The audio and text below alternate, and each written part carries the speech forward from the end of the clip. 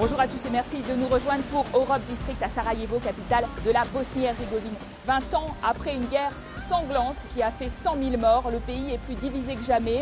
Les accords de Dayton de 1995 ont accouché d'un compromis institutionnel bancal qui partage tous les pouvoirs entre trois communautés, serbes, croates et musulmanes. Mais l'Union européenne s'inquiète que cela exclue d'autres minorités comme les Juifs et les Roms et juge que la Bosnie est le plus en retard sur le chemin de l'élargissement. Les coupes budgétaires se font particulièrement ressentir dans les services publics et le système de santé. Nous irons rendre visite à la première femme voilée qui dirige une mairie en Europe et puis nous vous montrerons le visage souriant de la Bosnie, ses stations de ski, sa musique traditionnelle pour terminer par une balade iconoclaste à travers la capitale. Mais tout de suite, nous partons en direction de la Republika Srpska, cette entité serbe qui représente 49% du territoire et est dirigée par Milorad Dodik. Sa rhétorique nationaliste avait le don d'affoler les Européens inquiets d'une possible partition du pays. Mais jusqu'ici, elle remportait le suffrage de ses concitoyens dans les urnes. Aujourd'hui, de nombreuses manifestations ont montré que la confiance est brisée sur fond de crise économique. Reportage de notre envoyée spéciale Julie Dungolov. Nous sommes dans la plus grande boulangerie industrielle de Republika Srpska.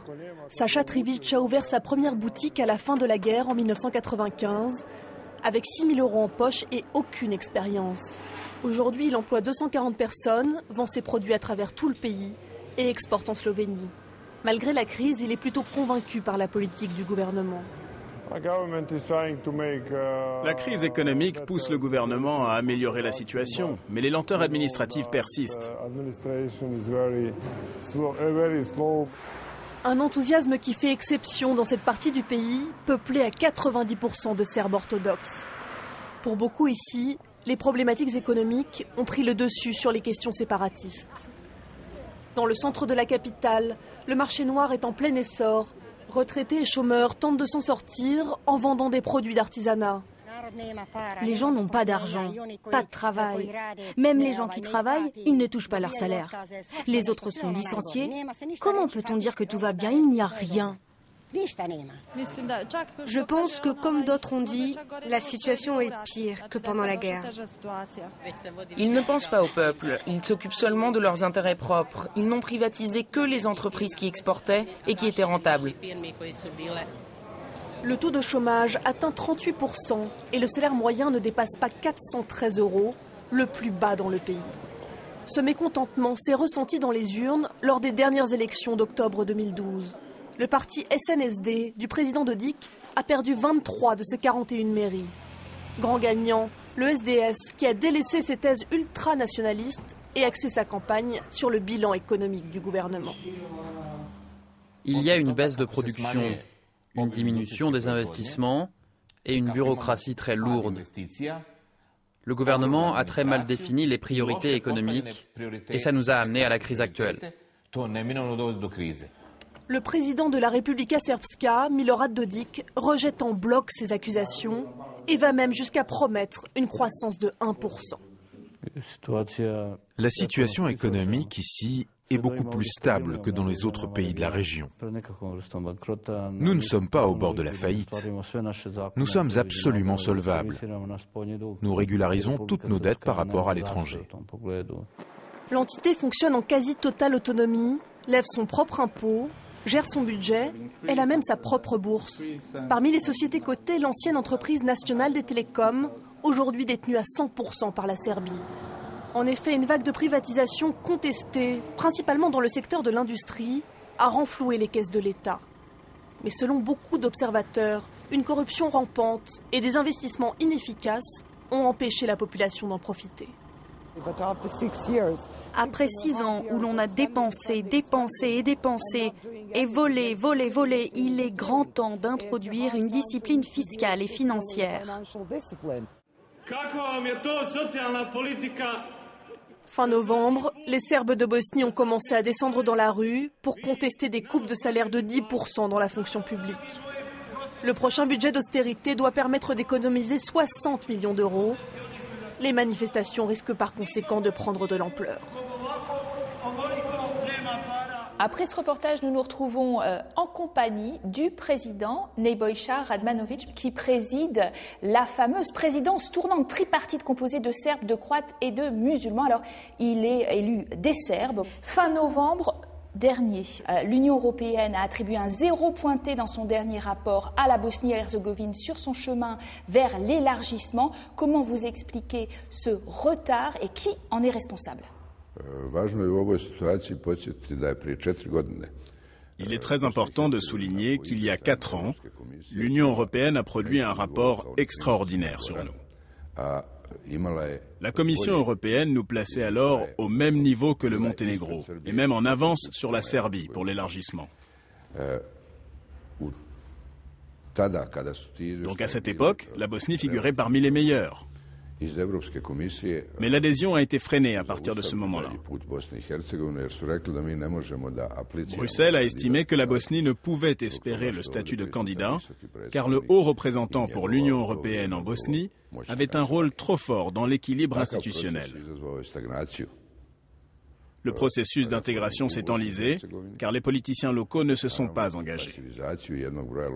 Ils s'occupaient surtout d'eux-mêmes. Et la réforme institutionnelle nécessaire était dans l'impasse. Votre constitution, héritée des accords de Dayton de 1995, ne laisse pas de place dans le système électoral local et présidentiel aux minorités roms et juifs. C'est une discrimination. Comment allez-vous changer cela? Le gouvernement remanié va-t-il réussir son pari d'ici février? En effet, ce n'est pas logique de tenter de rejoindre la famille européenne tout en violant une convention très importante en matière des droits de l'homme et de discrimination. Néanmoins, nous avons des approches très différentes sur comment réformer les institutions de Dayton. Les positions des partis divergent de plus en plus.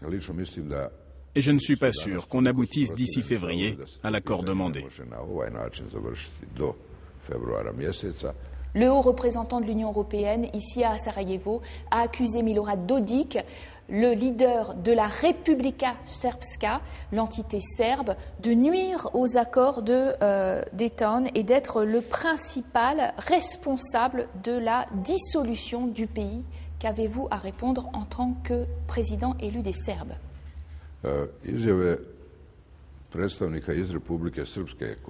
Les déclarations venant de la Republika Srpska sont très largement défensives. Elles visent à défendre l'indépendance de l'entité Republika Srpska au sein de la Bosnie-Herzégovine. De son côté, le haut représentant, M. Inzko, épingle toujours les dirigeants de la Republika Srpska et jamais ceux de la Bosnie-Herzégovine.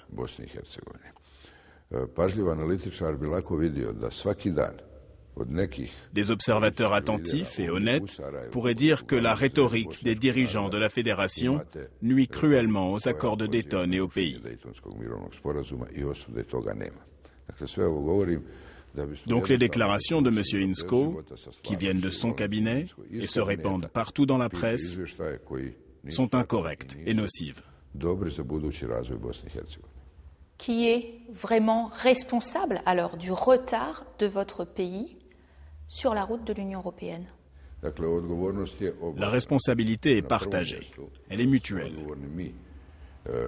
Nous sommes en partie responsables, nous, les dirigeants élus de la Bosnie-Herzégovine.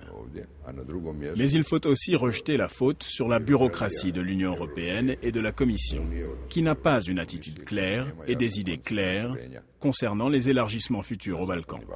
Dans son dernier rapport, l'ONU pointe la corruption dans les Balkans. Une personne sur 6 ayant été confrontée à ce fléau dans ses rapports avec l'administration et la Bosnie-Herzégovine n'a mené à son terme aucun procès contre de hauts responsables politiques. Ça n'est vraiment pas une priorité ? Ce n'est pas juste de dire, comme le fait la communauté internationale, que les hauts dirigeants n'ont pas été poursuivis pour corruption. Je peux vous citer les noms de plusieurs responsables mis en cause au plus haut niveau. Mais il n'y a jamais eu assez de preuves pour les mettre en examen. Et c'est pour cela que les procès se sont arrêtés. Monsieur le Président, merci de cet entretien.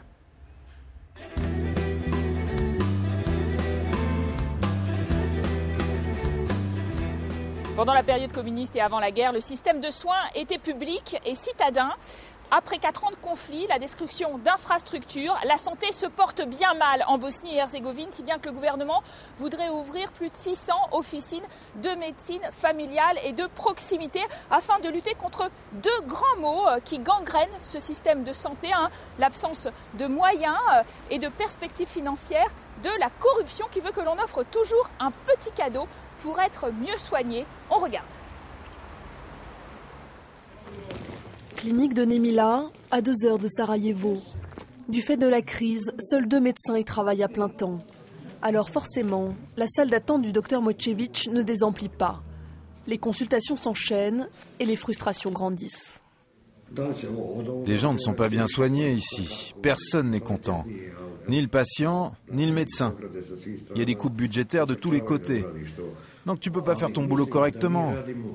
Nous faisons au mieux étant donné les conditions. Comment se soigner quand on doit tout acheter? Au-delà du manque de moyens, la Bosnie souffre d'un problème d'accès aux soins. Pour rattraper ce retard, médecins et infirmières ont été formés à la médecine de famille. Là, la route est encore bonne, mais pour l'autre visite, je ne sais pas ce qui nous attend. Depuis 4 ans, le docteur Mocevic partage ainsi son temps entre consultation à l'hôpital et visite à domicile. Aujourd'hui, 58% de la population est enregistrée auprès d'un médecin de famille. Cet homme souffre d'un cancer et s'est vu refuser l'accès à l'hôpital la veille. Il aurait été obligé d'aller à l'hôpital si le médecin n'était pas venu. Hier, j'ai demandé à ce qu'on l'hospitalise, mais ils ont refusé. J'ai expliqué qu'il refusait de se nourrir, qu'il était à bout de force. Dieu merci, le médecin est venu aujourd'hui. Dès vendredi, nous passerons tous les jours. Fin de la visite, ce couple n'aura pas déboursé 1 centime. Vous ne payez jamais? Non. Ils ne payent pas, c'est gratuit. Officiellement, il n'y a pas de paiement, c'est gratuit. Parfois, certains essayent de nous donner un peu d'argent. Mais c'est pas la règle, enfin, je veux dire, c'est pas une obligation. Ça s'appelle la corruption.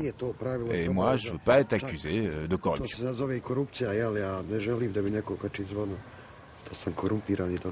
Le docteur Mocevic s'en tient à ses 700 € par mois, mais certains ont moins de scrupules.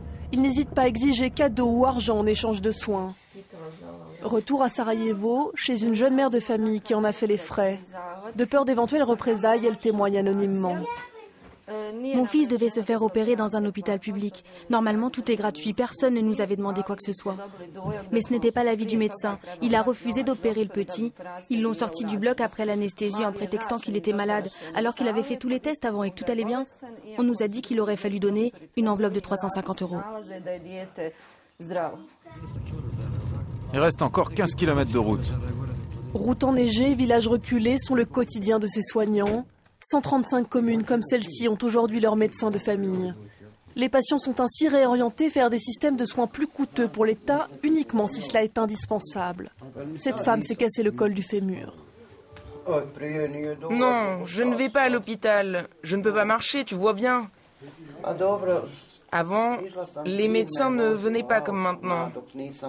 Avant, c'était mon fils qui devait m'accompagner à Sarajevo quand je devais voir un médecin. Et elle nous l'avoue, elle ne serait pas allée jusqu'à Sarajevo aujourd'hui. Elle ne se serait tout simplement pas soignée. J'aimerais bien qu'on ait une équipe de permanence sur le terrain. Mais vu les conditions climatiques et les distances à parcourir, c'est compliqué. D'ailleurs, là, on doit vraiment y aller parce que je pense qu'il y a encore beaucoup de gens qui m'attendent en consultation. Prochaine difficulté à surmonter pour la Bosnie, le déficit de vocation en raison des très bas salaires. Si la médecine de famille constitue un progrès, la route reste longue pour reconstruire un système de santé en ruine.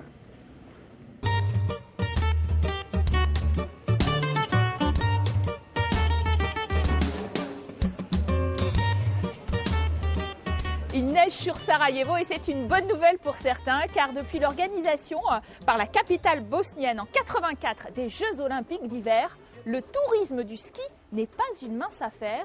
C'est ce qu'est allé constater notre reporter en haut des pistes. Première descente de la saison pour ces quelques passionnés qui n'ont pas eu peur de braver le froid et de se faire les cuisses. Yaorina ouvre dans quelques jours, les remontées mécaniques sont encore à l'arrêt. C'était comment? Wow, c'était super. Ah, vraiment, c'était super. Moins 17 degrés ce jour-là. Tarzan, comme l'appellent ses amis, combat le mal par le mal. Chaque année, depuis 65 ans, c'est sa manière bien à lui d'inaugurer la saison. Mais non, je me réchauffe comme ça, moi. Et après, j'ai plus froid. C'est ma première descente de la saison. À l'intérieur de ce restaurant d'altitude, quelques habitués venus de Sarajevo, à seulement une demi-heure de route. Sur les 200 000 touristes venant à Yaorina chaque année, 80% viennent des pays de l'ex-Yougoslavie, les autres de Hongrie ou de Turquie, mais encore peu de skieurs européens. À l'étranger, les gens n'imaginent absolument pas qu'on puisse skier ici. Tout ce qui s'est passé dans notre pays reste très frais dans l'esprit des gens. Pourtant, dans cette petite station de Republika Srpska, les divisions encore très ancrées ailleurs dans le pays semblent s'effacer. En tout cas, on ne sent pas les conséquences de la guerre ici. On ne fait pas de différence entre les gens. Moi, personnellement, je ne vois pas de problème. Ici, les gens se respectent et personne ne me demande qui je suis ni d'où je viens. C'est du passé, tout ça. Plus bas dans la station, tout se prépare. Igor vient de passer ces dernières semaines à farter des centaines de paires de skis. Vous attendez du monde ? Oui, il y aura du monde. Il y a toujours du monde. Et pour accueillir ces touristes, la station a fait peau neuve. Les remontées obsolètes des Jeux Olympiques de 1984 ont laissé la place à des infrastructures flambant neuves. La modernisation de la station a commencé il y a 4 ans. C'est de l'équipement de dernière génération. C'est ce qui se fait de mieux au monde. Nous avons aussi de la neige artificielle. Je pense que nous sommes vraiment au niveau des stations européennes. Dans quelques jours, ces pistes seront remplies de milliers de skieurs. Reste encore à damer 30 km de piste. C'est la fin de cette première partie d'Europe District, mais vous restez en notre compagnie. On se retrouve juste après le journal dans une dizaine de minutes.